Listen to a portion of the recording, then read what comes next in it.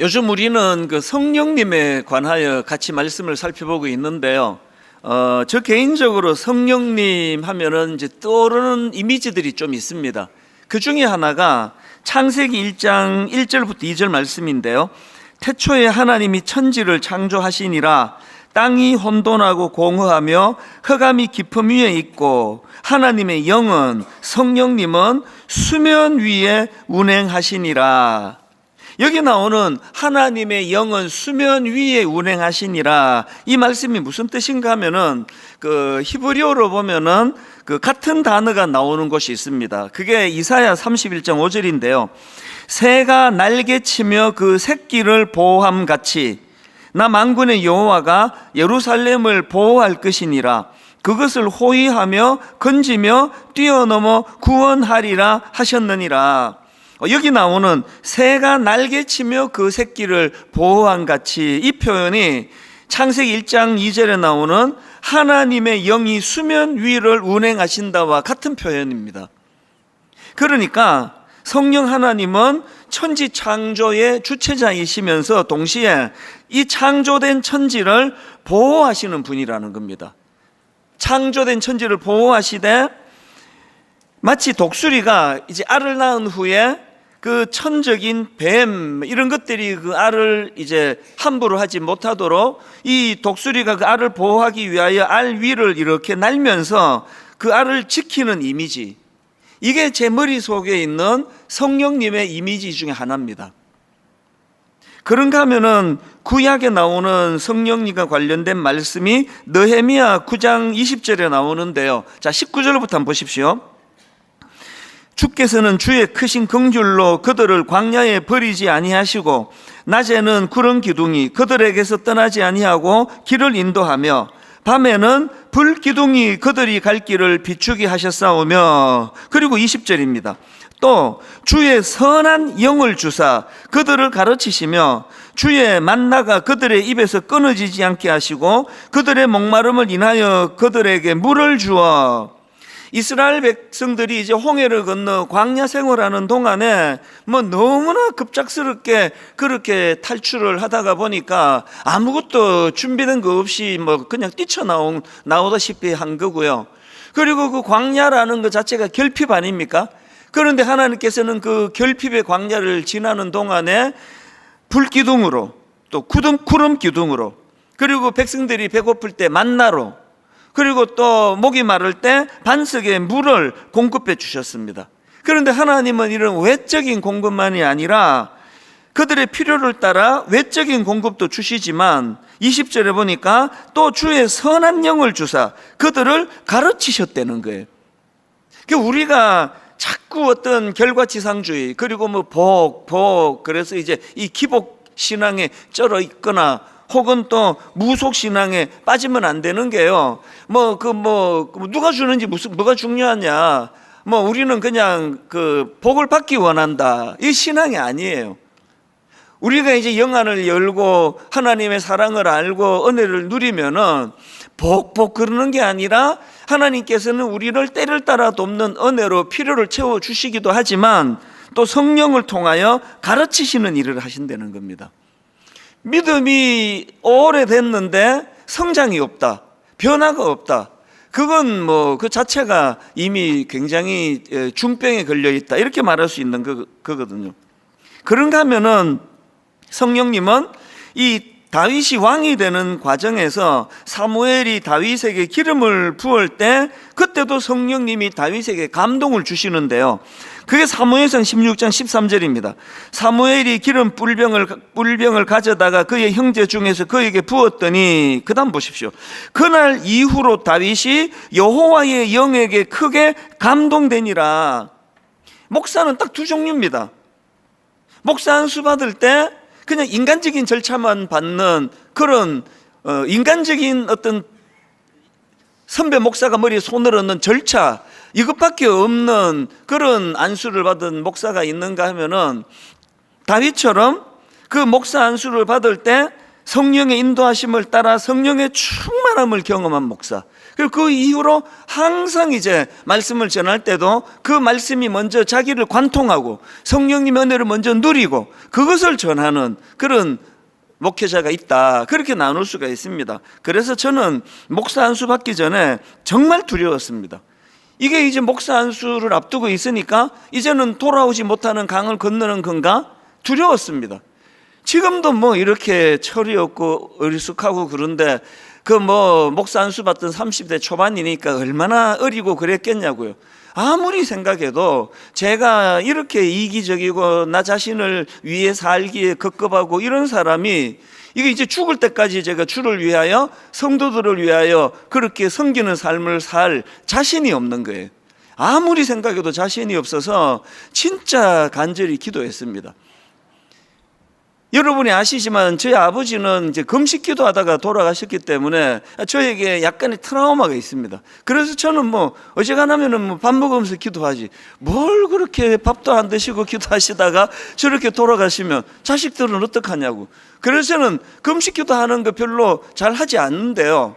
그런데 이 목사 안수 받을 즈음에 얼마나 절박했던지 긴 시간 금식하면서 제가 기도를 했습니다. 하나님, 저로서는 목회할 자신이 없습니다. 목회할 깜도 안 됩니다. 그릇도 안 됩니다. 그래서 성령님의 은혜를 구합니다. 목사 안수식 할 때 노회에 어른들이 인간들이 머리에 손을 까는 이런 안수 말고 그런 절차도 필요하지만 제가 목사 안수 받을 때 성령님 강하게 임재하시고 성령의 역사가 나타나게 하여 주시옵소서. 그렇게 간절히 제가 기도하며 금식했었거든요. 그리고 그 이후로 지금까지 목회하는 것이 얼마나 어렵습니까? 그래서 목사가 된 이후에도 절박하게 성령님을 구할 수밖에 없습니다. 성령님, 저는 무지합니다. 성령님, 저는 지혜가 모자랍니다. 성령님, 저는 이렇게 욱하는 성격이 있고 다혈질이고 성도들에게 상처 주기가 쉬운 성격입니다. 절대로 저를 방치하지 마시고 성령님 저에게 임재하시고 저를 인도하여 주시기 원합니다. 이게 제 간절한 기도 제목이에요. 저는 주중에 제 설교를 꼭 듣거든요. 반성하려고. 그래서 제가 이제 그 만보를 걸으면서 제 설교를 이렇게 들으면 참 힘들어요. 그래서 중간에 끌 때가 많아요. 지난주도 그랬습니다. 아니 뭔 군더더기가 이렇게 많고, 아니 내가 지금 34년째 설교를 하는데 아니 어느 한 분야에 그 10년을 하면은 전문가가 된다는데 이게 나는 왜 이러는 거야. 그래서 이게 참 마음이 괴로울 때가 있거든요. 그런데 설교한 제 스스로가 이렇게 설교가 만족이 안 돼서 반성하고 또 반성하는데 이런 설교를 듣고 눈물을 흘리고 은혜를 받고 이런 분들이 계시단 말이죠. 그거는 저와 상관없는 일이에요. 그래서 성령님이 개입하신 거예요. 성령님이 누가 설교하든지 간에 은혜를 주시도록 마음에 충만함이 있었기 때문입니다. 저희 교회에 그 청년부에서 신앙생활 하다가 이제 결혼하면서 캐나다로 간 자매가 있습니다. 이번에 이제 그 출산하려고 그렇게 이제 한국을 방문해 갖고 저한테 인사를 왔더라고요. 이 자매가 저를 만나자마자 목사님, 그 캐나다에 자기가 다니는 교회의 그 권사님이 이찬수 목사님 만나면 이거 꼭 전해드려라, 그 말이 있다는 거예요. 그러면서 하는 말이 캐나다의 뭐 어느 지역인가 마약 중독에 빠진 어떤 성도님이 계셨대요. 그 이분이 이제 마약 중독으로 굉장히 힘드셨는데 이찬수 목사님 설교를 2년인가 3년인가 지속적으로 들으면서 마약 중독이 치료가 됐다는 겁니다. 그걸 꼭 전해달라 그래서 제가 그 얘기 듣고 볼펜을 꺼내갖고 그거 좀 자세히 얘기해봐라. 그거 어떻게 됐다고? 그거 제가 다 받아 적었어요. 그 내가 오늘 내가 이거를 잘 내가 전하겠다고. 그거는요 자랑하려고 그 받아 적은 게 아니라 본인이 만족이 안 되는 설교, 본인이 참 은혜가 이게 왜 이렇게밖에는 설교를 못하는가 그래서 듣다가 중간에 끌 수밖에 없는 그 설교라도 성령님이 개입하시니까 거기에 여러분 마약 중독이 치료된다는 거 이게 보통 일이 아니잖아요. 그 내면에 굉장한 악한 영이 인이 박혀 있는 그런 것들이 중독에서 치료가 됐다. 그래서 그걸 너무 기뻐하니까 한국에 가서 이찬수 목사님 만나면 꼭 전해드려라. 그래서 이 자매가 막 잊어버릴까 봐 그렇게 목사님한테 내가 전해드립니다. 그럴 때 참 기쁜 거죠. 와, 역시 내가 설교는 잘해. 이래서 기쁜 게 아니라 그래도 이 강단에 성령님이 일하고 계시는구나, 성령님이 개입하고 계시는구나, 이것이 제게 너무나 감사가 되는 그런 은혜가 있다는 거죠. 그런가 하면은 에스겔 선지자도요, 이 인간이 범죄하고 타락하면 그 마음이 돌처럼 굳어지는데요, 이렇게 굳어진 마음을 변화시키는 분이 성령님이시라는 겁니다. 에스겔 11장 19절입니다. 내가 그들에게 한 마음을 주고 그 속에 새 영을 주며 그 몸에서 돌 같은 마음을 제거하고 살처럼 부드러운 마음을 주어. 에스겔 36장 26절 또 새 영을 너희 속에 두고 새 마음을 너희에게 주되 너희 육신에서 굳은 마음을 제거하고 부드러운 마음을 줄 것이며. 제가 목사가 되는 것이 왜 두려웠느냐 하면은 저는 어릴 때부터 고집이 세고 하여튼 누구랑 말싸움 하면은 막 끝까지 앉으려고 하고 오기가 많고 그런 성격인데 이걸로 도대체 내가 어떻게 목회를 할 수 있느냐고, 이걸로 내가 성도들을 얼마나 많이 다치게 하고 상처를 줄 수 있게 하느냐고, 그래서 제가 두려웠거든요. 그리고 참 제가 그 어릴 때 생각하면 못됐어요. 아니, 어머니가 그렇게 소원을 갖고 기도하시면서 네 목사가 돼서 네 아버지 뒤를 이으면 좋겠다, 목사가 되라 그러는데 거기다 대고 제가 참 못된 말을 많이 했죠. 이렇게 말했습니다. 엄마, 나는 목사 빼고는 다 할 거예요. 이게 얼마나 못된 말이에요. 이렇게 못된 말을 하고 그랬던 전데요. 그런데 제가 목사가 되고 지금 30 몇 년이 지금 흘렀는데 참 시시때때로 내 부족함을 느낄 때마다 성령님은 저의 가이드가 되어주시고 저의 아버지가 되어주시고 저의 안내자가 되어주시고, 그래서 참 하나님이 저에게 이 돌처럼 굳은 마음을 부드럽게 해주셔가지고요, 요새는 제가 참 신비로운 걸 경험해요. 이렇게 다혈질인데 이 성질이 안 올라와요. 이게 올라와야 되는데 이래야 되는데 아니, 성질이 안 올라와요. 그리고 신기하게 누가 뭐라고 찝쩍거려도 요새는 화가 안 나요. 그것도 전문가가 보시면 목사님 그게 병이에요 그러실지 모르겠는데요, 하여튼 뭐 이상해졌습니다. 저는 믿어요. 내가 그들에게 한 마음을 주고 그 속에 새 영을 주며 성령을 주셔서 내 몸에서 돌 같은 마음을 제거하고 살처럼 부드러운 마음을 주신다. 이런 내용의 글들을 제가 조병수 교수님이 그 성경이 가르쳐준 성령이라는 책에서 열거한 사례들을 쭉 묵상을 하면서 하나같이 다 동의가 되는 겁니다. 성령님은 우리 마음 안에 이 악한 세상에 물들지 아니하고 이 악한 세상이 변화되기를 기도하는 마음을 주시는 분도 성령님이에요. 그런가 하면 성령님은 우리 개개인의 삶에 영향을 끼쳐서 단에서 설교하는 저부터가 지금 고백하잖아요. 내버려두면 돌같이 굳어지고 내버려두면 고집불통이 될 수밖에 없는 우리 인생을 너무나 부드러운 사람으로 그렇게 만들어 주시는 거거든요. 그래서 가끔씩 이제 너무 인상 좋은 그 남자 집사님 이렇게 만나면 가끔씩 얘기해요. 목사님이 저를 모르셔서 그런데요, 옛날에 저 뭐 대단했습니다, 보통이 아니었습니다 그러는데 사실 안 믿어져요. 너무 온순하게 그렇게 부드러운 말로 제가요 뭐 이렇게 얘기하는데 그 믿어지나요 어디? 근데 다 바뀌어서 그렇다는 거예요. 그 일을 하신 분이 성령님이라는 거거든요. 오늘 본문에도 보면은 예수님께서 성령님을 소개해 주시는데요, 요한복음 14장 16절입니다. 내가 아버지께 구하겠으니 그가 또 다른 보혜사를 너희에게 주사 영원토록 너희와 함께 있게 하리니. 여러분, 그 보혜사는 곁에 있으면서 도와주는 자, 이런 뜻이라고 제가 풀이해 드렸는데요, 근데 여기서 중요한 것은 지금 예수님이 성령님을 곁에 있으면서 도와주는 자라는 뜻을 가진 보혜사라고 그렇게 설명을 해 주시는데, 특이한 거는요, 또 다른 보혜사라 그러는 겁니다. 그래서 제가 이걸 뭐 익히 알고 있는 말씀이지만 이번에 이걸 한번 제가 좀 묵상을 해봤습니다. 그리고 좀 연구를 하다가 깨달은 게 하나 있는데요, 이렇게 말씀하신 맥락이 있으시더라고요. 왜 그러냐 하니까 지금 왜 이런 표현을 쓰시는가 하니까요, 지금 이 말씀의 상황과 배경이 이게 보통 심각한 상황이 아닙니다.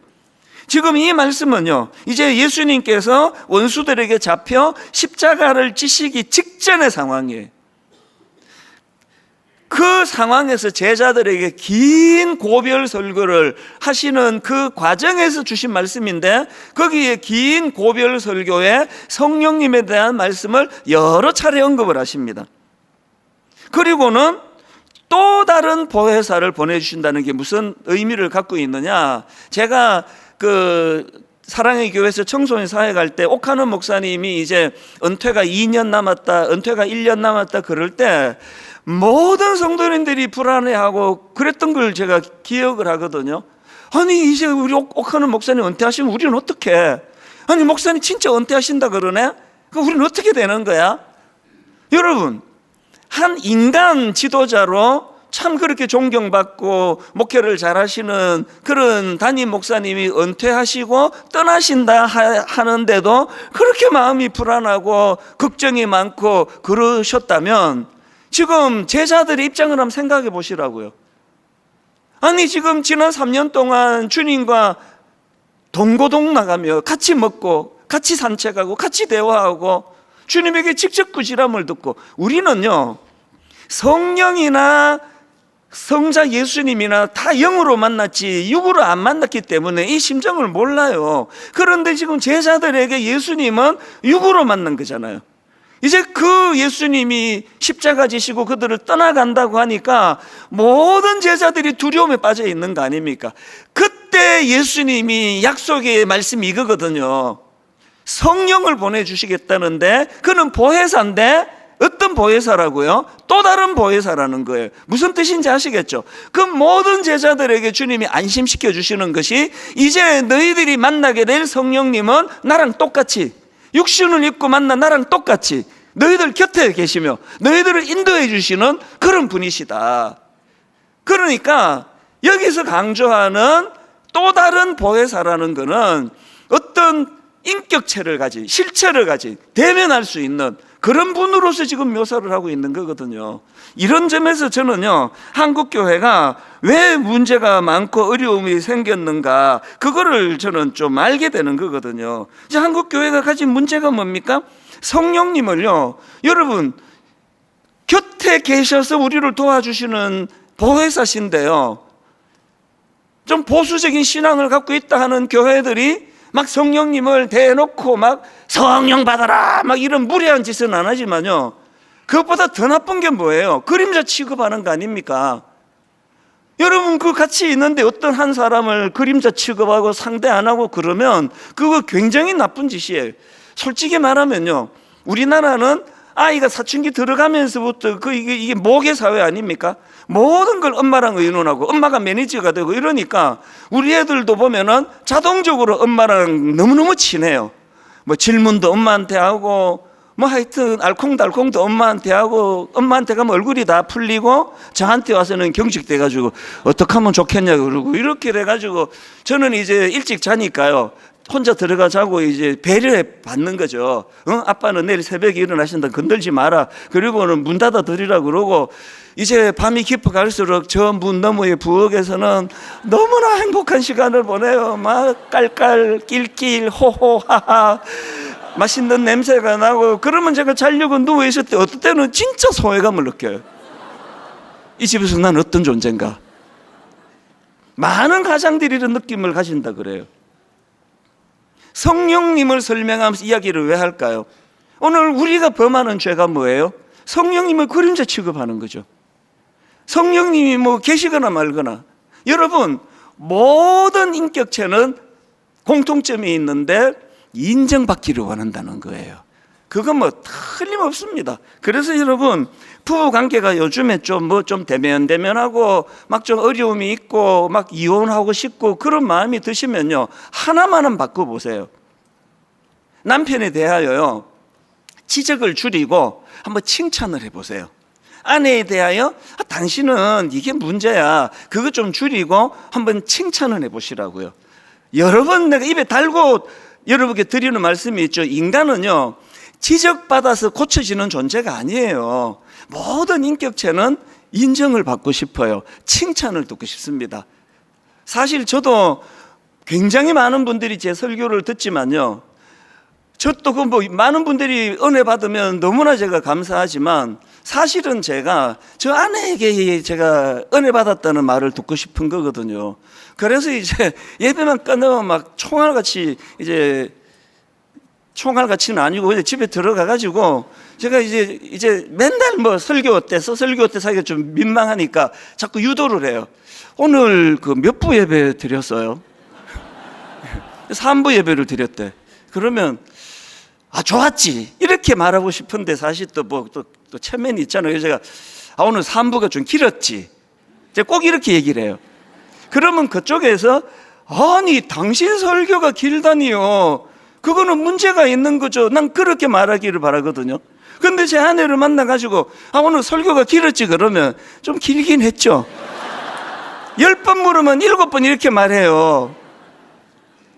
그때 내가 이제 또 유도를 해갖고 어떻게 해서는 오늘 설교가 군더더기가 많았지 그러면 맨날 그런 거 아닙니까? 이러면 막 너무 낙심이 되는 거예요.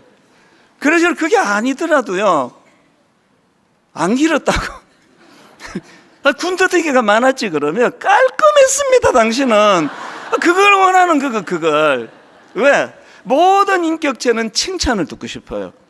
여러분 지금 부부 관계가 좀 어려우신 분 진짜 한번 실천해 보세요. 내가 사실 참 결혼 초에는 당신의 장점을 잘 몰랐는데 살아갈수록 당신에게 이런 좋은 점이 있는 걸 내가 참 감사합니다. 진짜 한번 해보세요. 성령님도 마찬가지예요. 우리 성령님은 인격체세요. 그래서 항상 성령님을 그림자 취급하지 않고 그분을 인정해드리고, 그리고 또 그분을 자꾸 세워드리는 거예요. 그래서 성령님 지혜의 성령님이 아니면 제가 어떻게 분당 우리교회 목회를 지금까지 할 수 있었겠습니까? 성령이 참 감사합니다. 지난번 말씀드렸잖아요. 자동차 키 하나 찾으면서도 성령님 이렇게 빨리 찾도록 은혜 주신 거, 성령님 은혜입니다. 감사합니다. 자꾸 성령님을 인정해 드리는 거예요. 인격체이신 성령 하나님을 그림자 취급하시는 이 믿음은 더 이상 곤란합니다. 자꾸 그분을 인식하고 그분을 인정하고 또 그분을 우리가 구해야 돼요. 누가복음 11장에 보면은요, 제자들이 예수님께 기도를 가르쳐 달라 그래요. 그게 11장 1절입니다. 예수께서 한 곳에서 기도하시고 마치심에 제자 중 하나가 여짜오되 주여, 요한이 자기 제자들에게 기도를 가르친 것과 같이 우리에게도 가르쳐 주옵소서. 그래서 나온 게 주기도문입니다. 예수님이 주옥 같은 주기도문을 가르쳐 주시고는 간청기도의 중요성을 강조하십니다. 9절입니다. 내가 또 너희에게 이르되 구하라, 그러면 너희에게 주실 것이요, 찾아라, 그러면 찾아낼 것이요, 문을 두드리라, 그러면 너희에게 열릴 것이니, 이 간청기도의 중요성을 가르치시고는요, 11절 12절입니다. 너희 중에 아버지 된 자로서 누가 아들이 생선을 달라 하는데 생선 대신에 뱀을 주며 알을 달라 하는데 정갈을 주겠느냐. 그리고 중요한 말씀을 13절에서 예수님이 하십니다. 너희가 악할지라도 좋은 것을 자식에게 줄 줄 알거든 하물며 너희 하늘 아버지께서 구하는 자에게 성령을 주시지 않겠느냐예요. 그런데 굉장히 중요한 것은요, 같은 사건을 다루고 있는 마태복음에서는 어떻게 표현하고 있느냐, 똑같은 내용입니다. 마태복음 7장 11절입니다. 너희가 악한 자라도 좋은 것으로 자식에게 줄 줄 알거든 하물며 하늘에 계신 너희 아버지께서 구하는 자에게 좋은 것으로 주시지 않겠느냐예요. 지금 성경이 뭘 강조하고 싶은 겁니까? 여러분 지금 막 취직이 안 돼가지고 고민하면 하나님께 뜨겁게 기도하는 거, 그래서 취직하게 되는 거, 그거 좋은 일이에요. 여러분 어떤 분 암에 걸려가지고 투병하는데 병 고침을 위하여 간절히 기도하고 그 기도가 응답받는 거, 그거 좋은 거예요. 그런데 여러분 누가복음에 의하면 그 좋은 것 중에 가장 좋은 것은 성령님을 구하는 거라는 거예요. 왜 그렇습니까? 성령님은 뭐 하나를 해결해 주시는 분이 아니라 내 곁에 서셔서 나를 도와주시는 분이거든요. 여러분, 우리가 기도할 때 성령을 구해야 된다고 예수님이 말씀을 하시는 거거든요. 그리고 성령님은 신비로운 어떤 존재가 아니에요. 그분은 제자들이 예수님을 육신적으로 만나 교제한 것 이상으로 우리 가까이에서 인격적으로 우리와 교제하시는 분이에요. 그래서 이 성령님이 우리 안에 좌정하고 계시고 우리와 함께 친밀한 교제가 이루어지면 외로움의 문제가 해결이 됩니다. 제가 목사가 되겠다고 미국 이민 생활 전 가족이 이민을 다 갔는데 저는 막내고 또 결혼도 하기 전인데 이제 만 28살 때 이제 이민 보따리 2개 들고 아예 뭐 짐 다 싸갖고 이제 저는 이제 한국으로 저 혼자 역이민을 왔습니다. 그리고는 신학교에 입학을 했는데요. 제 생애에 가장 외로웠던 해예요. 그 1990년은 내 삶에 잊혀지지가 않습니다. 우선 서울 생활을 생전 처음 해봤거든요. 그리고 서울에는 뭐 아무도 없었어요. 유일하게 어릴 때부터 지냈던 내 모교의 친구가 이제 이 친구가 결혼하고 이제 서울로 송파에 이제 직장을 얻어갖고 이제 송파에서 살고 있었는데요. 야, 정말 외로웠습니다. 그해 여름에 이상하게 왜 미국에 안 들어갔는지 기억이 안 나는데 좀 비장했겠죠. 그래서 이제 신학대학원은 경기도 양지에 있는데 여기 서울 사당동에 있는 학부 기숙사로 가가지고 얹혀 살았어요. 일주일 내내 한마디도 못할 때가 있는 거예요. 너무너무 외로웠습니다. 그 친구한테 그 신혼인데 계속 찾아가기가 그 민망하잖아요. 그랬는데 어느 날 그 친구가 나한테 복된 소식을 전해줬어요. 어느 날 자기가 이제 고향에 간다고. 그게 2박 3일이었던 것 같아요. 이제 집에 와 있으라는 겁니다. 도둑도 지켜줄 겸. 그래서 제가 너무 고마웠어요. 그 친구 집에 2박 3일에 가 있는데 금요일 날 가서 막 진짜 행복했습니다. 이제 오랜만에 사람 냄새 나는 뭐 침대도 네 마음대로 쓰고 냉장고 뭐 음식 좀 넣어놨는데 네 마음대로 꺼내 먹어라. 어릴 때 친구고 그 부인도 또 내 친구 동생이에요. 그래서 이제 너무 편하게 거기서 하루를 잘 지냈는데요. 토요일 오후에요. 나갈 데가 없는 겁니다. 송파에서 그 반지하에 나갈 데가 없는 겁니다. 답답해지기 시작하는 거예요. 또 그 토요일 오후에 막 굉장히 답답해가지고요. 그러고 있는데 이제 그 친구가 그 기타가 있더라고요. 저도 그때 대학부 찬양 인도하고 그럴 때인데요. 우리 애들한테 말하면 아무도 안 믿어. 아빠 목소리에 무슨 찬양 인도를 하셨냐고 그러는데 네, 정말 참 답답해요. 제가 찬양 인도를 어느 정도 잘했냐면 지금 제가 분당 우리 교회에 제가 사역자로 있으면은 이동선 전도사 여기 없습니다. 아무도 안 믿으시는데요. 제가 찬양 인도하고 그랬는데 이제 기타가 있으니까 이제 기타를 들고 찬양을 이제 부르기 시작했습니다. 뭐 찾고 뭐고 필요 없습니다. 새틀처럼 하는 게 시간인데 1장부터 부른 거 1장부터 1장 펴놓고 찬양하고 2장 찬양하고 3장 찬양하고 제가 이렇게 찬양을 쭉 부르다가 보니까 이 찬양을 만났어요. 당신이 지쳐서 기도할 수 없고 눈물이 빗물처럼 흘러내릴 때 주님은 우리 연약함을 아시고 사랑으로 인도하시네. 막 눈물이 나는 거예요. 이게 완전히 이게 내 이야기인데 이게 막 눈물이 막 나는 거예요. 2절도 똑같아요. 당신이 외로이 홀로 남았을 때 당신은 누구에게 위로를 얻나? 주님은 아시네 당신의 마음을 그대 홀로 잊지 못함을. 그래서 이거를요 뭐 발을 정자로 막 세면서 안 읽어가지고 정확하게 몇 번 불렀는지 모르지만 제 기억으로 하여튼 뭐 목이 아프도록 계속 반복해서 불렀어요. 부르고 또 부르고 부르고 또 부르는데요. 어느 날 어느 순간에 제가 후렴을 가사를 이렇게 바꿔서 부르더라고요. 원래는 이게 누군가를 위하여 누군가 기도하네 이렇게 나가는 건데 제가 이렇게 바꿔서 부르더라고요. 성령님 날 위하여, 널도 아니에요. 날 위하여.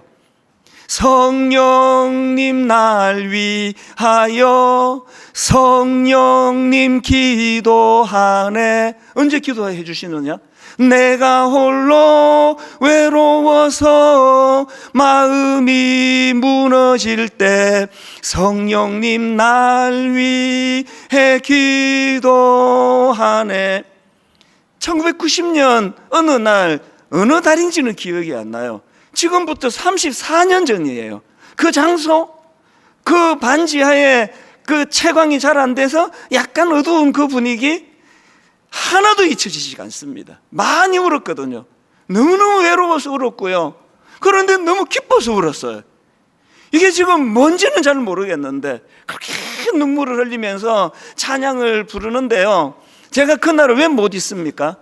이 찬양 가사 그대로. 오늘 여러분 누구라서 외롭지 않으냐고요. 제가 결혼을 해보니까요, 상당 부분은 해소가 돼요. 상당 부분은 외로움이 해소가 되는데요, 근원적인 외로움은 없어지지 않더라고요. 아니 이렇게 많은 성도들을 상대하는 목사인데, 사람에게 치여 산다고 하는 그런 목사인데 사람으로는 채워지지 않는 빈 공간이 있더라고요. 제가 깨달았죠. 아무리 유복하고 자녀들이 효자 효녀고 부부간에 금슬이 좋고 그래도요, 채워지지 않는 빈 구멍이 있는데 그거는 성령님이 채워주시는 자리예요. 성령님 날 위하여 성령님 기도하네. 그래서 저는 로마서 8장 26절, 이와 같이 성령도 우리의 연약함을 도우시나니 우리는 마땅히 기도할 바를 알지 못하나 오직 성령이 말할 수 없는 탄식으로 우리를 위하여 친히 간구하시느니라. 여러분, 성령님을 그래서 막연하고 어떤 추상적인 어떤 그 무엇으로 그렇게 성령님을 그림자 취급한 거, 그게 우리를 침체로 만들었다는 걸 아셔야 돼요. 그분은 인격자세요. 그분은 인정해 드려야 돼요. 그분은 계속 우리가 인식하고 그분을 구해야 된다는 것입니다.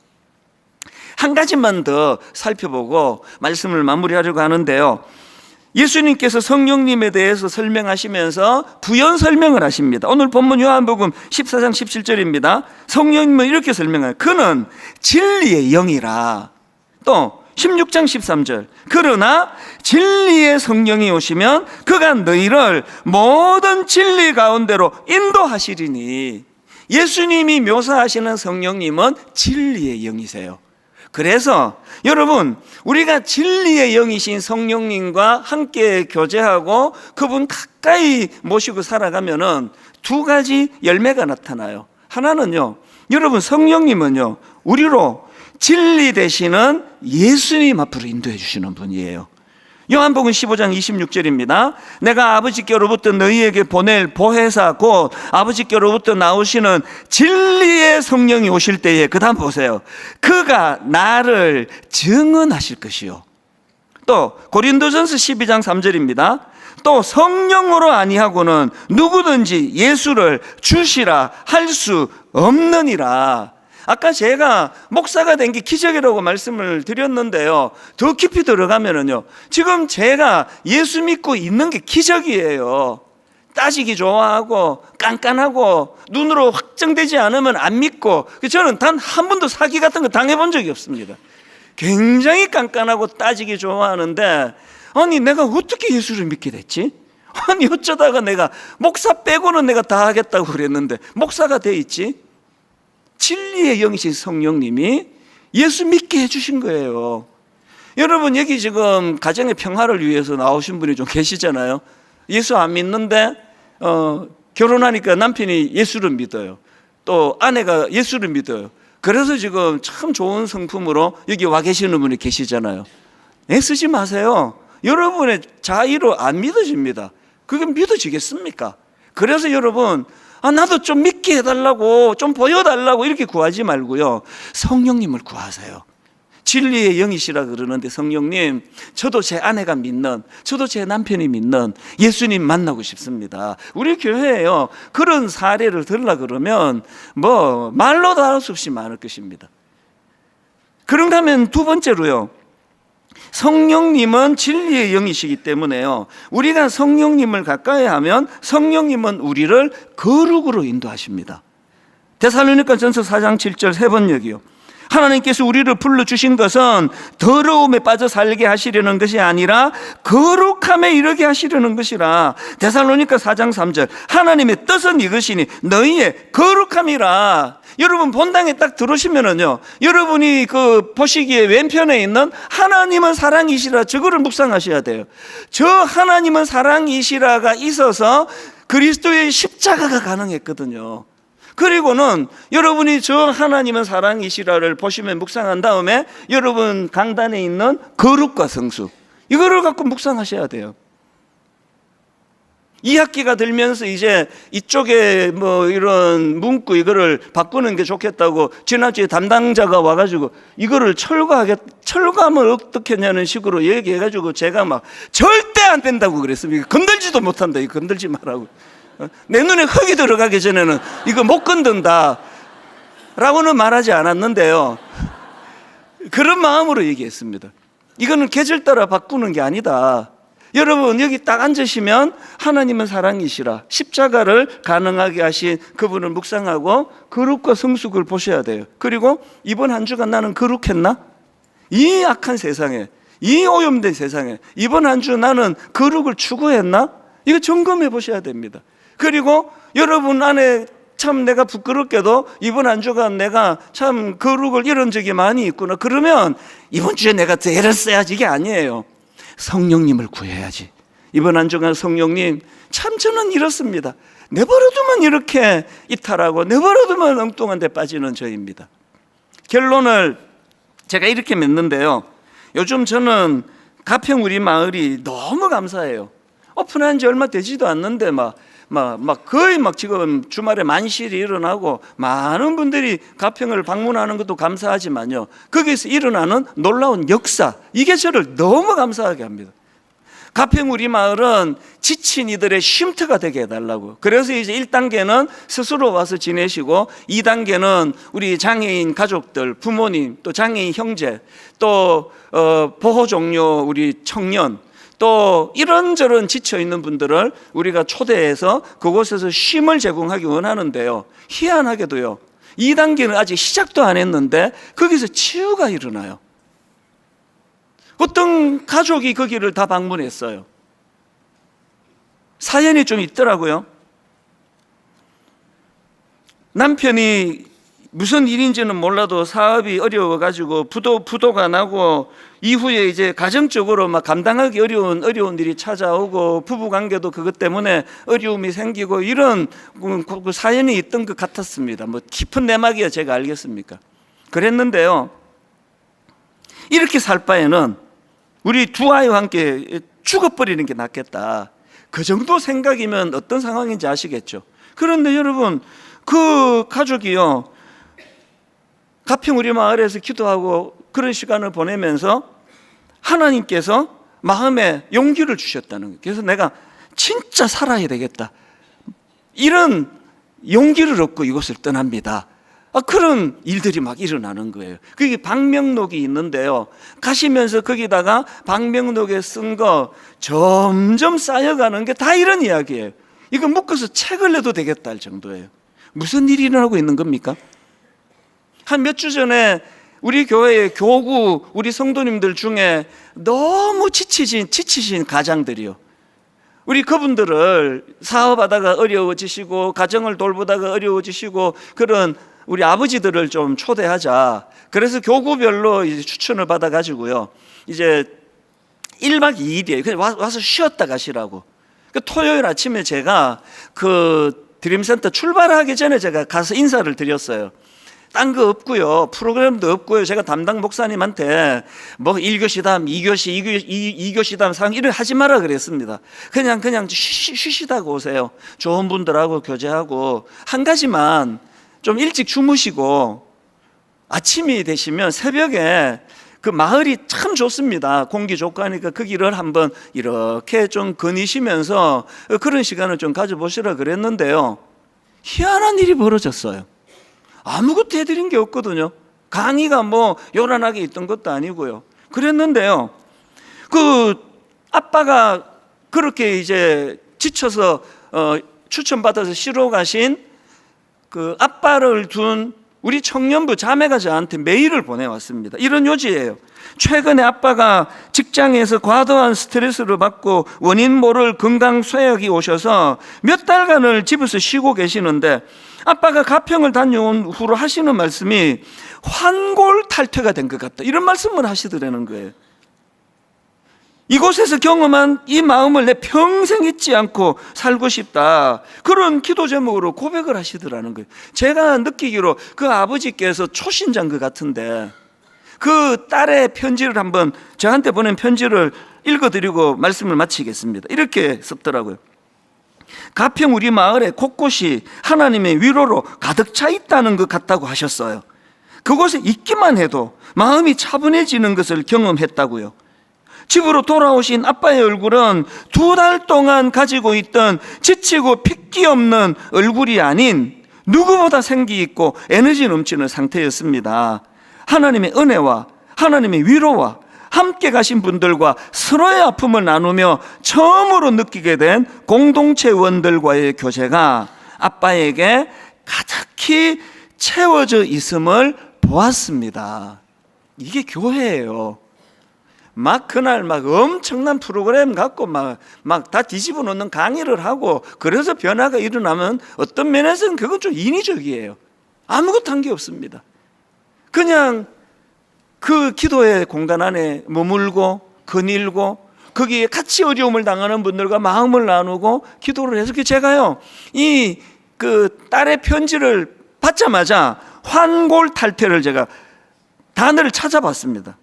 이 환골탈퇴란 뜻이 사전적으로요, 뼈와 살이 바뀐다, 이런 뜻으로 완전히 바뀌거나 혁신적인 변화를 의미하는 말이다. 아니 그날 하루 자고 와서 무슨 일이 있었길래 환골탈퇴, 뼈와 살이 바뀌는 일이 있었다고 고백을 하느냐고요. 분당 우리 교회는 이런 교회가 되기를 원합니다. 막 목사가 인위적으로 막 쥐어짜는 이것도 뭐 해야 되겠지만 성령님이 일하시는 교회, 성령님이 만져주시고 성령님이 치유하는 교회. 우리 오늘 이 찬양 참 오랜만에 불러보는데요, 제목이 성령이 오셨네요. 허무한 시절 지날 때, 깊은 한숨 내쉴 때 그런 풍경 보시며 탄식하는 분 있네. 2절에 보니까 억눌린 자, 갇힌 자, 자유함이 없는 자, 피난처가 되시는 성령님 계시네. 오늘 여러분 이론으로 이 설교를 듣는 것도 귀하지만 한번 영으로 느껴보세요. 성령님은 인격체시고 그분은 실체라고 하는데 설마 뭐 저 이찬수 목사가 뭐 거짓말이야 하겠나? 자기가 경험한 그 성령님이 그 외로운 상태에서 눈물을 회복시켜 주신 분이라고 한다면 우리 한번 이 찬양을 마음으로 사모하면서 같이 불러보기 원합니다. 허무한 시절 지날 때, 허무한 시절 지날 때, 깊은 한숨 내쉴 때, 그런 풍경 보시며 탄식하는 분 있네. 고와 같이 너희를 버려두지 않으리. 내가 너희와 영원히 함께 하리라. 영안을 열고 그분을 찬양합니다. 성령이 오셨네. 성령이 오셨네. 성령이 오셨네. 내 주에 보내신 성령이 오셨네. 우리 인생 가운데 친히 찾아오셔서 그 나라 꿈꾸게 하시네. 억눌린 자, 갇힌 자, 억눌린 자 갇힌 자 자유함이 없는 자, 자유함이 없는 자 피난처가 되시는 피난처가 되신 성령님 계시네. 성령님 계시네. 주의 영이 계신 곳에 영이 계신 여러분이 곳에 사실을 믿으십시오. 참 자유가 있다네. 진리의 영이신 성령이 오셨네. 오늘 예배하는 이 시간 우리의 찬양을 받으시며 성령이 오셨네. 성령이 오셨네. 내 주에 보내신 성령이 오셨네. 성령이 오셨네. 우리 인생 가운데 친히 찾아오셔서 그 나라 꿈꾸게 하시네. 열망하는 마음. 성령이 오셨네. 성령이 오셨네. 성령이 오셨네. 성령이 주에 보내신 내 주에 보내신 성령이 오셨네. 성령이 오셨네. 우리 인생 가운데 친히 찾아오셔서 그 나라 꿈꾸게 하시네. 우리 다 자리에서 일어나셔서 사모합니다. 열망합니다. 성령이 오셨네. 성령이 오셨네. 성령이 오셨네. 성령이 오셨네. 보혜사 성령님, 내 주에 보내신 성령이 오셨네. 성령이 오셨네. 우리 인생 가운데 친히 찾아오셔서 그 나라 꿈꾸게 하시네. 그 나라 꿈꾸게 하시네. 그 나라 꿈꾸게 하시네. 여러분, 제가 인용해드렸던 가평 우리 마을을 가족이 찾았는데 오죽했으면 나 이렇게 사느니 이 두 아이와 함께 죽는 게 낫겠다, 그렇게 꿈을 잃어버린 어떤 그 한 가정을 인간이 특별하게 해드리는 거 없습니다. 성령님이 그 마음을 만져주시니까 내 살아야 되겠다, 내 힘을 내야 되겠다, 그게 꿈을 꾸는 거예요. 90년 신학교 1학년 시절에 서울 생활이 너무 외롭고 또 외롭고, 그때 환경이 하나도 달라진 거 없는 반지하 빛이 침침하게 들어오는 그곳에서 성령님이 제 마음에 그 외로움을 거두어 주시니까 34년이 지난 지금까지 그 순간을 잊지 못하는 거거든요. 정확하게 그때를 기억하는 거거든요. 오늘 우리가 하나님 앞에 은혜를 구하면 좋겠습니다. 성령님, 저는 성령님을 그동안 그림자 취급한 것 같습니다.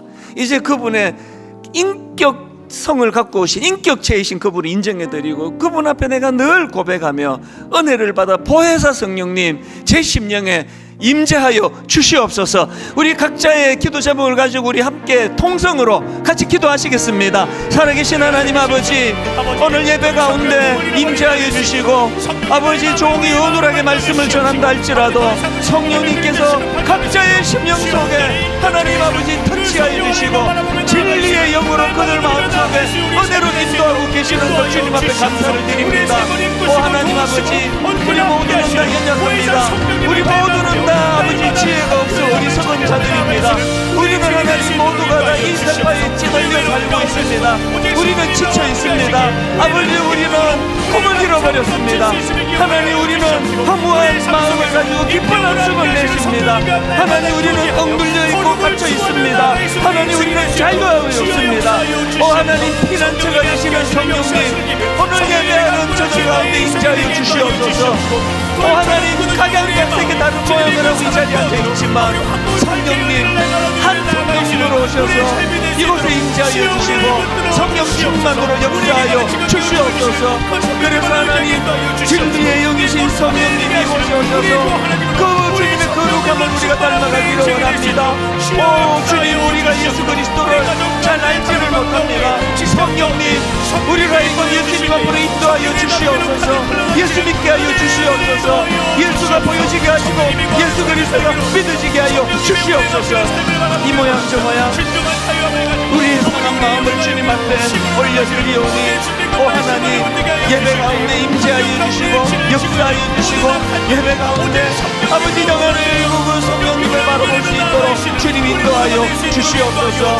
진리의 성령님, 진리의 성령님이 함께 하심으로 말미암아 우리가 점점 더 거룩해져 가기를 원합니다. 정직해져 가기를 원합니다. 점점 더 주님의 거룩함을 닮아가는 믿음의 역사가 일어나게 하여 주시옵소서. 역사하여 주시옵소서. 역사하여 주시옵소서. 진리의 영으로 임재하여 주시옵소서. 우리가 될 수 있도록 주여 인도하여 주시옵소서. 하나님, 우리 모두는 다 너무나 분주한 이 세상에 지쳐 있습니다. 참 어떨 때는 힘이 회복이 잘 되지 않습니다. 자꾸 마음이 우울합니다. 하나님, 우리는 그저 하루 온종일 많은 사람을 만나고 웃고 같이 즐거워하고 그렇게 좋은 하루를 보냈는데, 잠자리에 누우려고 누워있으면 자꾸 마음이 슬퍼지고 마음이 낙심이 되고, 하나님, 어떨 때는 그것이 참 이대로 괜찮은가 할 정도로 그렇게 마음이 힘들 때가 많습니다. 이제 하나님, 그럴 때 성령님을 찾기를 원합니다. 성령님, 저는 아무리 대인관계가 좋고 좋은 남편 아내를 만나고 자녀들이 무사하게 잘 자라줘도 채워지지 않는 내 마음에 빈 공간이 있습니다. 그래서 외롭습니다. 그런 마음을 주님 앞에 고백하며, 내 마음의 이 빈 공간, 이 허무하고 허전한 이 공간은 성령님의 자리인 줄로 믿습니다. 그렇게 고백할 수 있도록 도와주시옵소서. 하나님, 이번 한 주간 저들의 삶 가운데 오늘 주신 이 말씀이 늘 이것이 마음에 대내어지고 사모함이 이루어지고 그리고 갈급해지고, 그래서 성령님을 구할 때 어떤 역사와 은혜가 일어나는지를 우리 초신자분들이 그것을 맛보고 경험하는 한 주간이 되게 하여 주시옵소서. 하나님, 부부간에 어려움이 많고 서로 오해가 많고 상처를 많이 받은 그런 가정이 있다고 한다면, 이제 하나님, 이 한 주간 그저 부부가 대화를 많이 하면 할수록 상처밖에 없고, 어떻게 잘해보자고 애를 쓰면 쓸수록 결과는 마음이 상하는 것밖에 없다고 할 때, 하나님, 그들 사이에 성령님 임재하여 주시옵소서. 지혜로우신 성령님 중재자가 되어주시고, 성령님께서 이 부부를 어떻게 인도하는가를 한번 경험할 수 있도록 역사하여 주시옵소서. 오늘 예배 가운데 그 허전한 마음을 주님이 어루만져 주시고, 너의 그 외로운 거 내가 다 안다, 십자가에서 나도 참 그런 외로운 시간을 보냈다, 우리 주님의 말씀이 선포되는 그 은혜가 성령님의 인도하심으로 말미암아 일어나도록 함께하여 주시옵소서.